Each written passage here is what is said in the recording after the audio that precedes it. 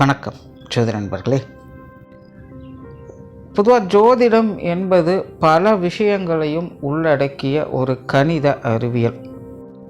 இதில் தேடல் அப்படிங்கிறதே முடிவடையாத ஒன்று. தேட தேட புதுசாக வந்துக்கிட்டே தான் இருக்கும். ஆனால் இந்த ஜோதிடம் அப்படிங்கிறது மனிதர்களுடைய வாழ்க்கையை பற்றி தெரிந்து கொள்வதற்கான ஒரு முக்கியமான டூலாக யூஸ் ஆகிட்டுருக்கும். இந்த ஜோதிடத்தில் கிரக நிலைகள் அப்படிங்கிறது தான் ரொம்ப முக்கியம். காரணம் அதுதான் பலன்களை கொடுக்கக்கூடியது. அடுத்தபடியாக வர்றது ராசியும் லக்னமும். இந்த ராசியும் லக்னமும் சேர்ந்து தான் ஒரு மனிதர்களுடைய மனதையும் குணத்தையும் வாழ்க்கை அமைப்பையும் இன்னும் மற்ற விஷயங்கள் எல்லாத்தையுமே வடிவமைக்குது. ஏற்கனவே நம்ம சேனலில் இந்த ராசியும் லக்னமும் சேர்ந்த நிலைகளில் என்ன மாதிரியான பலன்கள்லாம் இருக்கும், எப்படிப்பட்ட விஷயங்கள் காரியங்கள் உறவு முறைகள்லாம் அவங்களுக்கு அமையுது, எதெல்லாம் அவங்களுக்கு சாதகமாக இருக்குது, எதெல்லாம் அவங்களுக்கு பாதகமாக இருக்குது, அவங்களுடைய வாழ்க்கை எதை நோக்கி போகுது அப்படிங்கிறத பற்றியெல்லாம் சொல்லியிருப்போம். பார்க்காதவங்க மறக்காமல் செக் பண்ணி பாருங்கள். டிஸ்கிரிப்ஷனில் ப்ளேலிஸ்ட் லிங்க்கும் இருக்குது. இந்த பதிவு அதனுடைய தொடர்ச்சி.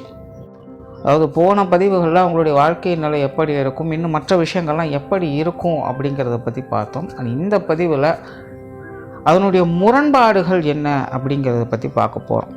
அதாவது நம்மளுடைய வாழ்க்கையில் ஒரு சில விஷயங்கள் நமக்கு சரியாக இருக்கும், ஆனால் அது வெளியிலையோ மற்றவங்களுக்கோ தவறாக இருக்கும். இன்னும் சில விஷயங்கள் மற்றவங்களுக்கு சரியாக இருக்கும், நமக்கு அது தவறாக இருக்கும். சில விஷயங்கள் மட்டும்தான் நமக்கும் சரி மற்றவங்களுக்கும் சரி ஒத்து போக செய்யும், இல்லைன்னா ஒத்து போக செய்யாது. ஸோ இந்த முரண்பாடுகள் அப்படிங்கிறது எல்லாருக்கும் ஒரே மாதிரி ஒரே விஷயங்களில் அமையாது. ஒவ்வொருத்தருக்கும் ஒவ்வொரு விஷயங்களில் ஒவ்வொரு சூழ்நிலைகளில் தான் இருக்கும். ஸோ இந்த முரண்பாடுகளுக்கு முக்கிய காரணமாக இருக்கிறது இந்த ராசியும் லக்னமும் தான். இதைத்தான் ஜோதிடத்தில் விதி மதி கதி அப்படின்னு ரொம்ப சிம்பிளாக ஷார்ட்டாக சொல்லுவாங்க. இதை விதி கெட்டா மதியப்பார், மதி கெட்டா விதியப்பார் அப்படிங்கிற பழமொழிகள்லாம் இருக்கும். ஸோ அந்த முரண்பாடுகள்லாம் என்ன, எப்படி வேலை செய்யுது, ஒவ்வொரு ராசியும் லக்னத்துக்கும் என்ன மாதிரியான அமைப்புகளை இது ஏற்படுத்துது அப்படிங்கிறத பற்றி தான் இந்த பதிவில் நம்ம பார்க்க போகிறோம். தொடர்ச்சியாக எல்லா ராசி லக்ன காம்பினேஷன்களுக்கும் வீடியோ கண்டிப்பாக போடுவோம். ஸோ சேனலை சப்ஸ்கிரைப் பண்ணாங்க, சப்ஸ்கிரைப் பண்ணி வச்சுக்காங்க. வீடியோ பிடிச்சிருந்தா லைக் பண்ணுங்கள், மற்றவங்களுக்கும் ஷேர் பண்ணுங்கள், என்ன பிடிச்சிருக்குங்கிறத கமெண்ட் பண்ணுங்கள். கன்னி ராசி மேஷ லக்னம். இந்த கன்னிராசி மேஷ லக்னத்தை பற்றி சொல்லணும்னா, இது உண்மையிலே ஒரு சுவாரஸ்யமான ராசி லக்ன காம்பினேஷன். இந்த முரண்பாடுகள் அப்படின்னு பார்க்கும்பொழுது பெரும்பாலும் இவங்களுடைய மனசுக்கும் புத்திக்கும் நிறைய முரண்பாடுகள் அப்படிங்கிறது கண்டிப்பாக இருக்கும். பட் இங்கே வேடிக்கையான விஷயம் என்ன அப்படின்னா, இவங்களுடைய மனமானது புத்தி மாதிரி செயல்படும், இவங்களுடைய புத்தியானது மனம் மாதிரி செயல்படும். இது உண்மையிலேயே ஒரு சுவாரஸ்யமான அமைப்பு தான். பட் இதை புரிஞ்சுக்கிறது ரொம்ப கஷ்டம். அவங்க என்ன மாதிரியான ஸ்டேட்டில் இருக்காங்க அப்படிங்கிறது அவங்களுக்கே சில நேரங்களில் குழப்பமாயிடும். ஒரு விஷயத்தை ஆரம்பிக்கணும் அப்படின்னாலே ஒரு மாதிரியான தடுமாற்றங்கள் ஆரம்பத்தில் இவங்களுக்கு அதிகமாகவே இருக்கும். அதனால் இவங்களை பொறுத்த வரைக்கும் எதையுமே எடுத்த இடப்புலேயே அப்படியே டக்குன்னு பக்காவாக அடுத்த ஸ்டேஜுக்கு கொண்டு போகலாம் அப்படின்னு நினச்சி அது முடியவே முடியாது. ஏன்னா இவங்க ஒரு காரியத்தை ஆரம்பிக்கிறதுக்கே பலவித போராட்டங்கள், அந்த முரண்பட்ட நிலைகள் அப்படிங்கிறது, அதாவது வெளியிலேருந்து கூட நான் சொல்ல மாட்டேன், இவங்களுக்குள்ளேயே அந்த போராட்ட நிலைகள் அப்படிங்கிறதுக்கும் அது எல்லாத்தையும் கடந்து தான் ஒரு காரியத்தையே இவங்க ஆரம்பிக்கிறாங்க. ஆரம்பித்த பிறகுமே கூட அவங்களுக்கு அதில் பலவித சிக்கல்கள், சங்கடங்கள், குழப்பங்கள் போன்ற விஷயங்கள் தொடர்ச்சியாக இருந்துக்கிட்டே தான் இருக்கும். ஸோ இதெல்லாத்தையும் அவங்க ஸ்டெபிளைஸ் பண்ணி தான் மேலே போக வேண்டியதாக இருக்கும். ஸோ இப்படி ஆயிருமோ அப்படி ஆயிருமோ அப்படின்னு இதையும் யோசிச்சே பார்த்தீங்கன்னா இவங்களுக்கு குழப்பிக்கிட்டே இருப்பாங்க. ஏன்னா கிட்டத்தட்ட இவங்க எப்போயுமே ஒரு ட்ரையல் அண்ட் எரர் மெத்தடில் தான் இவங்களுடைய லைஃப் ஸ்டைல் அப்படிங்கிறது போய்கிட்டு இருக்கும். தவறுலேருந்து கற்றுக்கொள்கிறது. இந்த ப்ராக்டிக்கல் நாலேஜ் அப்படிங்கிறது தான் இவங்களுக்கு எப்போவுமே கை கொடுக்குது. தியரிட்டிக்கல் நாலேஜ் அப்படிங்கிறது இவங்களுக்கு பெருசாக கை கொடுக்கறது இல்லை. ஆனால் இயற்கையாகவே இவங்களுக்கு கூச்ச சுபாவம் அப்படிங்கிறது அதிகம். ஆனால் ரொம்ப போல்டானவங்க. அதாவது முதல்ல கூச்ச சுபாவம் அப்படிங்கிறது தான் வெளிப்படும். பிறகு அதில் ட்ரெயின் அப் ஆகிட்டாங்க அப்படின்னா நல்ல போல்டாக மாறிடுவாங்க. ஸோ அதனால் இவங்களுடைய ஆரம்ப நிலைகள் அப்படிங்கிறது எப்போவுமே ஒரு மாதிரி கொஞ்சம் குழப்ப நிலைகளில் தான் இருக்கும். ஆனால் ட்ரெயின் அப் ஆனதுக்கப்புறம் இவங்கள மாதிரி திறமைசாலிகள் யாருமே இல்லை அப்படிங்கிற மாதிரி தான் இவங்களுடைய வாழ்க்கை அமைப்பு அப்படிங்கிறது இருக்கும். உண்மையிலே இவங்க நல்ல செயல் வீரர்கள் தான். ஆனால் ஆரம்பிக்கிறதுக்கு கொஞ்சம் சிரமப்படுறாங்க, இல்லைன்னா தயங்குறாங்க அப்படின்னு சொல்லலாம். பெரும்பாலும் இந்த வேலை சம்பந்தப்பட்ட விஷயங்களும் ரொம்பவுமே சிறப்பாக செயல்படக்கூடியவங்க இந்த கன்னிராசி மேஷ லக்னத்தை சேர்ந்தவங்க. இயற்கையாகவே உங்களுடைய மைண்ட் செட் என்ன அப்படின்னு பார்த்தீங்கன்னா, எப்போவுமே ஏதாவது ஒரு வேலைகளை செஞ்சுக்கிட்டே இருக்கணும், இங்கேயும் அங்கேயுமாக ஓடிக்கிட்டே இருக்கணும். பிரயாணம் அப்படிங்கிறது உங்களுடைய வாழ்க்கையில் தவிர்க்க முடியாதாக எல்லாரும் தான் பிரயாணம் செய்கிறாங்க.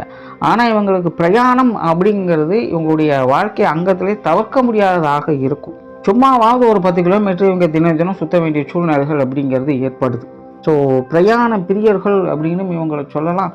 அல்லது பிரயாணங்கள் இவங்களுடைய வாழ்க்கையில் இன்றியமையாத தவிர்க்க முடியாத ஒன்று அப்படின்னும் சொல்லலாம். ஸோ இவங்க வேண்டானாலும் அது இவங்களை விடாது.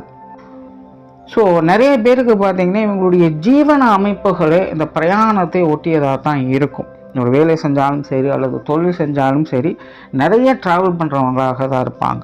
இல்லைன்னா நிறைய பேருக்கு இந்த டிரான்ஸ்போர்ட் ரிலேட்டடாகக்கூடிய ஜீவன அமைப்புகள் அப்படிங்கிறது மாறிடும். ஸோ இந்த தொடர்ந்து ட்ராவல் பண்ணக்கூடிய நிலைகள் இருந்துக்கிட்டே இருக்கிறதுனால ஓயாத அலைச்சல், டென்ஷன், குழப்பங்கள் போன்ற விஷயங்களும் அதிகமாக இருக்கும். உடல் சோர்வுகள் அப்படிங்கிறதும் உங்களுக்கு கூடுதலாகவே இருக்கும். ஸோ அடிக்கடி கொஞ்சம் ரெஸ்ட்லெஸ் ஆகிடுவாங்க. ஸோ இதனால் வரக்கூடிய குழப்பங்கள் தான் முன்னாடி சொன்ன மாதிரி உங்களுடைய மனம் புத்தி மாதிரி செயல்படும். இவங்களுடைய புத்தியானது மனம் மாதிரி செயல்படும். சில நேரத்தில் இவங்க எதுக்காக ஓடிட்டுருக்காங்க அப்படின்னே கூட இவங்களை யோசிக்க வச்சிடும். ஆனாலும் ஏதோ ஒன்று இவங்களே சமாதானப்படுத்தி ஓடிக்கிட்டே தான் இருப்பாங்க. அதாவது இவங்களுக்குள்ளேயே ஒரு கொஸ்டின் ரைஸ் ஆகும். அந்த கொஸ்டினுக்கு ஏதோ ஒரு ஆன்சர் கிடைக்கும். பட் அந்த ஆன்சர் கரெக்டாக தப்பா அப்படின்னு கூட இவங்க பார்க்க மாட்டாங்க. அதான் ஆன்சர் கிடைச்சிச்சில்ல அப்படின்னு மாதிரி போக ஆரம்பிச்சிடுவாங்க. பட் இதெல்லாமே இவங்களுடைய சரி தவறு அப்படின்னு எந்த ஒரு ஜட்ஜ்மெண்ட்டுக்கும் இங்கே வரல. இது இவங்களுடைய இயல்பு. எப்போவுமே ஜோதிடத்தை பொறுத்த வரைக்கும் எப்படி வேணாலும் யார் வேணாலும் இருக்கலாம். பட் அதெல்லாம் அவங்களுக்கு நல்ல முறையில் கை கொடுக்குதா இல்லையா அப்படிங்கிறத தான் மெயினாக பார்க்கணும். ஸோ அப்படி தான் இவங்களுடைய இயல்பு இந்த நிலைகளில் இருக்குது. ஸோ சாதகம் இவங்களுக்கு நல்லபடியாக கை கொடுத்துருச்சு அப்படின்னா இவங்களுடைய இயல்புகளே இவங்களுக்கு நல்லபடியாக வழிகாட்டிடும். ஸோ என்னதான் முரண்பட்ட புத்தி, மனம், அலைச்சல், டென்ஷன் போன்ற விஷயங்கள் இருந்தாலும் அதிலிருந்து விடுபட்டு வந்துடுவாங்க. அல்லது அவங்களே சொல்லக்கூடிய அந்த சமாதானம் அப்படிங்கிறதே அவங்களுக்கு ஒரு ஊக்கமளிக்கக்கூடிய விஷயங்களாக மாறிடும். ஒருவேளை ஜாதகம் அவங்களுக்கு பெருசாக கை கொடுக்கல அப்படின்னா எப்போ பாரு புலம்பக்கூடிய அமைப்புகள் ஏற்பட்டுடும். ஒரு சலிப்பு தட்டக்கூடிய விஷயங்களாக அமைஞ்சிடும். உடல் பலவீனம் அப்படிங்கிறது அதிகமாக அவங்களுக்கு ஏற்பட்டுடும். நிறைய போட்டி பொறாமைகள், சண்டை சச்சரவுகள் போன்ற விஷயங்கள் அப்படிங்கிறது அவங்களுக்கு ஏற்படும். மேலே இந்த கன்னிராசி மேஷ லக்னம் அப்படிங்கிறது பார்க்குறதுக்கு இயல்பாக இருக்கும். ஆனால் பழகுனா முரட்டுக்காரங்களாக இருப்பாங்க. அதனால் சில நேரங்களில் மற்றவங்க வேணுன்னே இவங்ககிட்ட வம்பு இழுப்பாங்க. ஆனால் அதுக்கப்புறம் இவங்களுடைய உண்மை பலம் தெரிஞ்சதுக்கப்புறம் ஒதுங்கி போயிடுவாங்க. ஸோ இப்படி தவறான ஜட்மெண்ட்டால் நிறைய போட்டி பொறாமைகள், சண்டை சச்சரவுகள் போன்ற விஷயங்களை அடிக்கடி உங்களுடைய வாழ்க்கையில் பார்க்க வேண்டியதாக இருக்கும். நான் பாட்டுக்கு சென்னை தாங்க போயிட்டுருக்கேன், எங்கிட்ட இருக்கிற தேவையில்லாமல் வம்பு எழுதிட்டுருக்கீங்க அப்படின்னு கேட்குற மாதிரி உங்களோட வாழ்க்கையில் சில தேவையில்லாத வம்பு வழக்குகளை பார்க்க வேண்டியதாக இருக்குது. அண்ட் கிட்டத்தட்ட இவங்களுடைய வாழ்க்கை அமைப்பே பார்த்திங்கன்னா நாரதர் கழகம் நன்மையில் முடியும் அப்படிங்கிற மாதிரி தான் இருக்கும். உண்மையிலேயே முதல் கோணம் முற்றும் கோணம்னு சொல்லுவாங்க. ஆனால் இவங்களை பொறுத்த வரைக்கும் முதல் கோணம் இல்லைன்னா பின்னாடி வரக்கூடியது எல்லாமே சக்ஸஸாக தான் இருக்கும். ஒரு கலகம் பிறந்தால் தான் வழி பிறக்கும் அப்படின்னு சொல்கிற மாதிரி இவங்களுடைய வாழ்க்கையில் எதை எடுத்தாலும் ஆரம்பத்தில் நிறைய கூச்சல் குழப்பங்கள் அப்படிங்கிறது இருந்துக்கிட்டே தான் இருக்கும். அதுக்கு பின்னாடி தான் இவங்க நினைக்கிற விஷயங்கள் அல்லது இவங்க எதிர்பார்க்கக்கூடிய விஷயங்களை பார்க்கக்கூடியது, அதை செயல்படுத்த முன்னேறக்கூடிய நிலைகள் அப்படிங்கிறதெல்லாம் உண்டு. ஸோ இந்த அமைப்பு இவங்களுக்கு இருக்கிறதுனால இவங்க ஒரு விஷயத்த செய்கிறாங்க அப்படின்னாலே முதல்ல அப்போசிஷன் அப்படிங்கிறது சுற்றி வட்டாரத்தில் வந்துக்கிட்டே தான் இருக்கும். இவங்க என்னத்தை செஞ்சிட போகிறாங்க, இவங்க செய்கிறத பற்றி எங்களுக்கு தெரியாதா, இவங்களை பற்றி எனக்கு தெரியாதா, அப்படி இப்படின்னு ஆகா ஓகன்னு எதையோ சொல்லி இவங்களை டிஸ்டர்ப் பண்ணிகிட்டே தான் இருப்பாங்க. ஆனால் நாட்கள் செல்ல செல்ல இவங்க செயல்படுறதை பார்த்து அல்லது இவங்க வளர்வதை பார்த்து மற்றவங்களே வாயெடுத்து போகவும் செய்வாங்க. ஸோ பெரும்பாலும் இவங்களை பற்றின ஜட்ஜ்மெண்ட் அப்படிங்கிறது முதல்ல மற்றவங்களுக்கு தவறாகத்தான் இருக்குது. பெரும்பாலும் மற்றவங்களுக்கு இவங்க மேலே நம்பிக்கை அப்படிங்கிறது குறைவு தான். எதை எடுத்தாலும் முதல்ல மட்டம் தட்டம் தான் செய்வாங்க. ஆனால் அதுக்கப்புறம் பரவாயில்லப்பா இவங்க சுதாரிச்சிட்டாங்க, இவங்களும் பரவாயில்ல ஏதோ செஞ்சுட்டாங்க, மேலே வந்துட்டாங்க அப்படின்னு மற்றவங்களே வாயடித்து போகக்கூடிய வகையில் இவங்களுடைய வாழ்க்கை நிலை செயல்பாடுகள் அப்படிங்கிறதெல்லாம் அமையுது. சுய ஜாதகம் இவங்களுக்கு கொஞ்சம் நல்லபடியாக கை கொடுத்துருச்சு அப்படின்னா இந்த மாதிரியான விஷயங்கள் எல்லாமே உங்களுடைய வாழ்க்கையில் கொஞ்சம் சுலபமாகவே கிடைச்சிடும். ரொம்ப ரிஸ்க் எடுக்க வேண்டியதில்லை. முதல் கோணல் முற்றும் கோணல் அப்படிங்கிற விஷயங்கள் ஆரம்பத்தில் இருந்தாலும் அதை எல்லாத்தையும் மீண்டு மேலே கொஞ்சம் சீக்கிரமாகவே வந்துடுவாங்க. ஒருவேளை ஜாதகம் சரியில்லை, கை கொடுக்கல அப்படிங்கிற பட்சத்தில் தான் அந்த ஒரு சுழற்சிக்குள்ளே சிக்கிக்குவாங்க. உங்களுடைய எஃபர்ட் அதிகமாக கொடுக்க வேண்டியதாக இருக்கும். உங்களுடைய எஃபர்ட் 100% போட வேண்டிய இடத்துல 200% போட வேண்டியதாக இருக்கும். நிறைய பேர் அந்த எஃபர்ட் போடுற விஷயத்தில் தான் கோட்டை விட்டுடுவாங்க. அதாவது சுய ஜாதகம் கை கொடுக்கல அப்படிங்கிற பட்சத்தில் சொல்கிறேன். ஏன் அதை விடுறாங்க அப்படின்னா சலிப்பு தான். அண்ட் பெரும்பாலும் கம்பேரிசனும் அதில் அடங்கும். மற்றவங்க செய்கிறது தான் நான் செய்கிறேன், நான் செய்கிறது தான் மற்றவங்களும் செய்கிறாங்க, ஆனால் அவங்க பார் எப்படி போயிட்டுருக்காங்க, என்னால் அது போக முடியல அப்படின்னு பாதியிலேயே அவங்க கை விட்டுடுவாங்க. பட் இங்கே கவனிக்க வேண்டியது என்னென்னா மற்றவங்க போகிற எஃபர்ட்டை நீங்களும் போட்டிங்க அப்படின்னா அது உங்களுக்கு செட் ஆகாது அப்படிங்கிறத தான் புரிஞ்சுக்கணும். பட் அந்த புரிதல்கள்லாம் ஏற்படுறதுக்குள்ளேயே காலம் சொல்ல ஆரம்பிச்சிடும். ஸோ சுய ஜாதகம் கை கொடுக்காதவங்கள்லாம் இந்த மாதிரியான ட்ராப்புக்குள்ளே அவங்க சிக்கிறாங்க. ஸோ பெரும்பாலுமே உங்களுடைய வாழ்க்கையில் வரக்கூடிய முரண்பாடுகள்லாம் இந்த மாதிரியான சமாச்சாரங்கள் தான் அதிகமாக வருது. அண்ட் ஜீவன அமைப்பை பொறுத்த வரைக்கும் முன்னாடியே சொன்ன இவங்க எப்போவுமே வேலையில் குறிக்கோளாக இருக்கக்கூடியவங்க. ஜென்ரலாகவே கன்னியும் சரி மேஷம் சரி, அது ராசி லக்னம் எப்படி அமைஞ்சிட்டாலும் சரி, இவங்களுக்கு ஜீவன நிலைகளில் எப்போவுமே ஈடுபாடுகள் அப்படிங்கிறது அதிகமாக இருக்கும். ஸோ இவங்களுடைய மனமும் புத்தியும் சரி எப்போவுமே வேலையில் தான் குறியாக இருக்கும். முதல்ல வேலையை பார்ப்போம், அடுத்தது மற்ற விஷயங்களை பார்ப்போம் அப்படிங்கிறது தான். ஸோ தூங்கும்போதும் கூட இவங்க அடுத்தது என்ன செய்யலாம் அப்படிங்கிறத பற்றின யோசனைகள் தான் அதிகமாக இருக்கும். அது இன்னொரு விஷயம், வெல்த்தை க்ரியேட் பண்ணுறது அப்படிங்கிறது உங்களுக்கு ரொம்ப பிடித்த விஷயமாக இருக்கும். ஸோ இந்த காசு பண்ண விஷயங்களில் ஈடுபாடுகள் அதிகமாகவே இவங்ககிட்ட இருக்கும். ஸோ எப்படி சேமிப்புகளை உருவாக்கலாம், என்ன மாதிரியான இன்வெஸ்ட்மெண்ட் பண்ணலாம் அப்படிங்கிற மாதிரியான சிந்தனைகள் இவங்ககிட்ட அதிகமாகவே இருக்கும். உங்களுடைய வாழ்க்கையினுடைய ஆரம்ப காலகட்டங்கள் அப்படிங்கிறதெல்லாம் இது சார்ந்த விஷயங்கள் ரொம்பவுமே ஸ்ட்ரகிளாக இருக்கும். மற்றவங்களுடைய பேசுபொருளுக்கு ஒரு உள்ளாக்கப்படும். சும்மா எடுத்தோன்னா அப்படியே ஜாலியாக அப்படியே மேலே வந்துடலாம் அப்படிங்கிறதுக்கெல்லாம் வழியே இல்லை.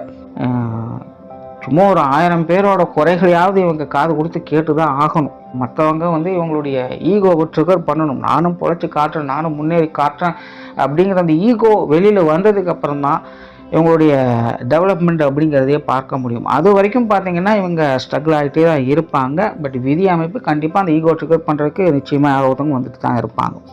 அதனால் ஜீவன நிலைகளில் இவங்களுடைய ஆரம்ப காலகட்டங்கள் அப்படிங்கிறது ரொம்பவுமே சுமார் தான். ஆனால் போக போக போக இந்த டீசல் இன்ஜின் மாதிரி ஸ்லோ பிக்கப் பண்ணி டெவலப் ஆகி போய்கிட்டே இருப்பாங்க. சிலர்லாம் பார்த்திங்கன்னா ஒன்றுக்கும் மேற்பட்ட வேலை தொழில் சார்ந்த விஷயங்களில் ஈடுபட்டுட்டு வருவாங்க. எல்லாரும் பாராட்டக்கூடிய நிலை அப்படிங்கிறது இவங்களுக்கு ஏற்பட்டுடும்.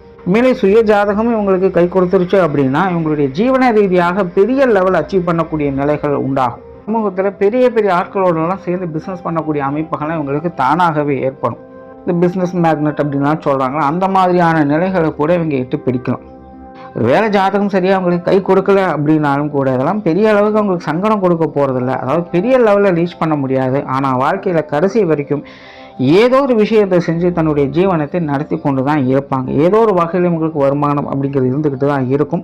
என்ன மனசு கொஞ்சம் வலிக்கும், நம்ம நினச்ச மாதிரி இருக்க முடியலையே, நம்ம அதை நினச்சோம் இதை நினச்சா இப்படி பண்ண முடியாது, எதுவுமே நமக்கு கை கொடுக்கலையே அப்படின்னு அப்பப்போ தன்னைத்தானே நொந்துக்கிட்டு இருப்பாங்க. பட் நல்ல விஷயம் என்னென்னா எப்போவுமே இவங்களுக்கு ஏதோ ஒரு வகையில் வருமானம் அப்படிங்கிறது இருந்துக்கிட்டு தான் இருக்கும். ஏதோ ஒரு வேலைகளை இவங்க செஞ்சுக்கிட்டு தான் இருப்பாங்க, மோசமான ஜாதகம் ஏற்பட்டாலும் கூட. அதனால் இந்த கன்னிராசி மேஷ லக்னத்தினுடைய ஜீவன அமைப்புகள் அப்படின்னு வரும்பொழுது ஆரம்ப காலகட்டங்களில் மற்றவங்களுடைய நிறை குறைகளை கொஞ்சம் தள்ளி வச்சுக்கோங்க. ரொம்ப பர்சனலாலாம் எதையும் எடுத்துக்க வேண்டாம். இவங்களுக்கு நம்பிக்கை அப்படிங்கிறதான் ரொம்ப ரொம்ப முக்கியம். என்றைக்குமே ஜீவனத்தில் அந்த ஒரு விஷயத்தை மட்டும் இங்கே கைவிட்டுடக்கூடாது. அண்ட் குடும்ப வாழ்க்கை அப்படின்னு பார்க்கும்பொழுது இது ஒரு மாதிரி பட்டும் படாமலும் தொட்டும் தொடாமலும் தான் போய்கிட்டு இருக்கும். அதாவது பெரும்பாலும் இவங்களுக்கு இந்த குடும்ப வாழ்க்கையில் ஈடுபாடுகள் அப்படிங்கிறது கொஞ்சம் குறைவு தான். ஆனால் குடும்பத்தாரனுடைய சப்போர்ட் அப்படிங்கிறது இவங்களுக்கு எப்போவுமே இருக்கும். சிம்பிளாக சொல்லணும்னா இவங்க குடும்பத்தை பார்த்துக்கிட்டாங்களோ இல்லையோ குடும்பம் இவங்களை பார்க்கும் அப்படின்னு சொல்லலாம். அதாவது இவங்க அவாய்ட் பண்ணணும்னு நினச்சாலும் கூட குடும்பமானது இவங்களை அவாய்ட் பண்ணாது. எப்படியோ இவங்களை வாஷ் பண்ணிகிட்டே தான் இருக்கும். ஸோ அப்படி தான் இவங்களுக்கான குடும்ப வாழ்க்கை அப்படிங்கிறது அமையுது. பெற்றோர்கள் உடன்பிறப்புகள் சார்ந்த விஷயங்கள் எல்லாமே ஒரு அளவான நிலைகளில் தான் இருக்கும். எல்லாம் பட்டும்படாமல் தொட்டுந்தராமல் இருக்கக்கூடிய விஷயங்கள் தான். வீட்டுக்கு வீடு வாசப்படி அப்படின்னு சொல்லுவாங்க. சில நேரங்களில் அன்பை பொழிவாங்க, சில நேரங்களில் கசப்பான விஷயங்களும் வந்து போயிட்டே தான் இருக்கும். பெரும்பாலும் இந்த சர்க்கிள் அப்படிங்கிறது இவங்களுடைய விஷயங்களும் ரொட்டீன் ஆகிட்டே தான் இருக்கும். அண்ட் திருமணத்திற்கு பிறகு இவங்களுடைய குடும்ப வாழ்க்கை அப்படிங்கிறது கொஞ்சம் மாறுபடும். ஜென்ரலாகவே இவங்க திருமணத்திற்கு பிறகான குடும்ப வாழ்க்கையை தான் அதிகம் நேசிப்பாங்க. ஸோ இவங்களுடைய வாழ்க்கை துணை, இவங்களுடைய குழந்தைகள் சார்ந்த விஷயங்களை கொஞ்சம் ஈடுபாடுகளை அதிகம் காட்டக்கூடியவங்க. முன்னாடியே சொன்னேன், இவங்களுக்கு இந்த ட்ராவல் ரிலேட்டடான விஷயங்கள் இவங்களுடைய வாழ்க்கையில் அதிகமாக இருக்கும்னு. ஸோ அந்த மாதிரி தான் இவங்க அடிக்கடி இந்த திருமண வாழ்க்கைக்கு பிறகு கணவன் மனைவி இருவரும் சேர்ந்த குழந்தைகளோடு சேர்ந்து வெளியிடங்களுக்கு அதிக பிரயாணம் பண்ணிக்கிட்டே இருப்பாங்க. இதில் தவறுகள் அப்படிங்கிறதும் கிடையாது. பட் அளவுக்கு மீனால் அமுதும் நஞ்சு அப்படிங்கிற ஒரு விஷயங்கள் இருக்குது. அது இங்கே கொஞ்சம் பார்த்துக்கணும். ஏன்னா சிலர்லாம் பார்த்திங்கன்னா ஃபேமிலியோடு சேர்ந்து ஊர் சுற்றுறதே ஒரு வேலையாகவே வச்சுருப்பாங்க. ஏதாவது ஒரு லீவ் வந்துட்டால் போதும், உடனே குடும்பத்தை சொல்லி எங்கேயாவது கிளம்பிடணும். இந்த விஷயங்கள்லாம் மேலே இந்த கன்னி ராசி மேஷ லக்னத்துக்கு பொருந்தும். இது எல்லாத்தையும் இங்கே சரி தவறு அப்படின்னாலாம் நான் பேச விரும்பலை. இது உண்மையிலே அவங்களுடைய விருப்பம் சார்ந்த விஷயங்கள் தான். அண்ட் உண்மையிலே இது அவங்களுடைய விதியும் கூட. அதனால் இதில் யாரும் இதை சரி தவறு அப்படின்னாலாம் சொல்ல முடியாது. பட் என்ன கவனிக்கணும் அப்படின்னா, அளவுக்கு அதிகமாக போகாமல் பார்த்துக்கோங்க. எதுவுமே அளவுக்கு மீறினா அமிர்தமும் பிரச்சனை தான்.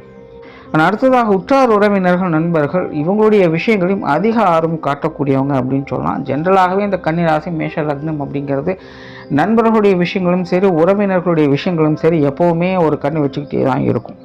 இவங்க என்ன செய்கிறாங்க, எங்கே போகிறாங்க, என்ன பண்ணுறாங்க அப்படிங்கிறத பார்த்துக்கிட்டே தான் இருக்கும். அவங்களுடைய பழக்க வழக்கங்களில் அதிகமாக ஈடுபடும். கால நேரங்கள் சரியாக இருக்கும்போது இந்த மாதிரியான விஷயங்கள்லாம் ரொம்பவுமே இனிப்பாகத்தான் இருக்கும். ஆனால் கால நேரங்கள் மாறும் பொழுது, அதாவது போதாத காலங்கள், ஆகாத காலகட்டங்கள் அப்படிங்கிறலாம் வரும்பொழுது இவங்களுக்கு எதிரிகளாக மாறுவாங்க. முகத்துக்கு முன்னாடி பேசினவங்க முதுகுக்கு பின்னாடி கண்டிப்பாக பேசவே செய்வாங்க. இந்த போட்டி போராமைகள் அப்படிங்கிறலாம் இந்த மாதிரியான நேர காலகட்டங்கள் தான் அதிகரிக்கும். ஸோ இந்த ஆகாத காலகட்டங்களில் உற்றார் உறவினர்கள், நண்பர்கள் சார்ந்த விஷயங்கள் இவங்க கொஞ்சம் கவனமாக இருந்தே ஆகணும். இல்லை அப்படின்னா இந்த மாதிரியான உறவுகளுக்குள்ள நிறைய பெரிய அளவில் பிரச்சனைகளை சந்திக்க வேண்டியதாக இருக்கும். ஸோ ஓவராலாக இந்த கன்னி ராசி மேஷ லக்னம் அப்படிங்கிறது இந்த மாதிரியான முரண்பாடுகளுக்குள்ள தான் அதிகமாக சிக்குது. எப்போவுமே இவங்க இந்த முதல் கோணலில் கொஞ்சம் கவனமாக இருக்கணும். அதை ரொம்ப பர்சனலாக எடுத்துக்கூடாது, கொஞ்சம் பொறுமையாக டீல் பண்ணணும். உங்களுடைய லைஃப் டெவலப்மெண்ட் அப்படிங்கிறதும் கொஞ்சம் டீசல் இன்ஜின் மாதிரி தான் இருக்கும். ஸ்டெப் பை ஸ்டெப்பாக தான் பிக்கப் ஆகும். இந்த முரண்பாடுகளை இவங்க தவிர்த்துக்கிட்டாங்க அப்படின்னாலே பெரிய அளவில் சக்ஸஸ்ஃபுல்லான லைஃப் அப்படிங்கிறது இருக்கும். நன்றி, வணக்கம், வாழ்க வளமுடன்.